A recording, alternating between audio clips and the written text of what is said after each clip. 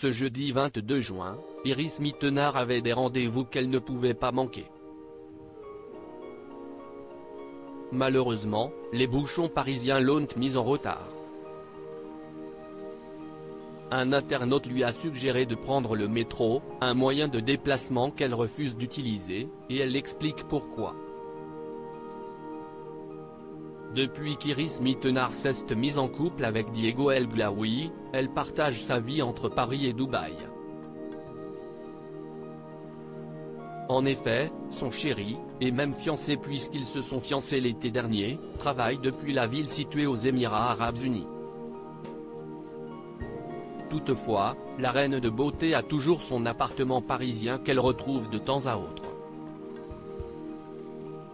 Malgré ses déplacements, elle continue de participer à des tournages en France, tels que Ninja Warrior. La nouvelle saison commencera le vendredi 7 juillet sur TF1, et la présentation du tirage du loto.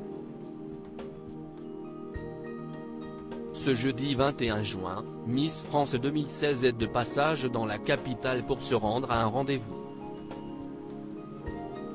Malheureusement, elle a eu du mal à arriver à l'heure.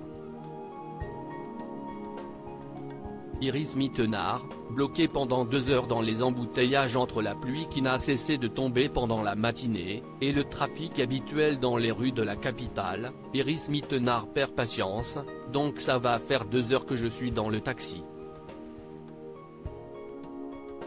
Et je suis toujours pas arrivé.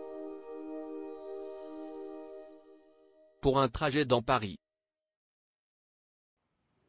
On est d'accord qu'en ce moment-ci est-il vraiment devenu fou? Une interrogation qui n'a pas forcément fait plaisir à ses nombreux abonnés qui prennent les transports en commun tous les jours. Sinon, via le métro, a répondu une personne à sa story. Impossible pour celle qui a été élue Miss Univers 2016 de passer à côté de ça. Elle s'est donc empressée de faire une réponse générale à ce sujet. Prendre le métro, ce n'est pas gérable toute seule. Je vous invite à m'imaginer dans le métro, ce n'est pas gérable toute seule, fait-elle savoir. Pourtant, Iris Mittenard a déjà pris les transports en commun, mais elle ne garde pas un bon souvenir. Nous avons déjà testé avec Diego, et même avec lui plus masque, pendant le Covid, je ne pouvais pas faire 2 stations sans être repéré.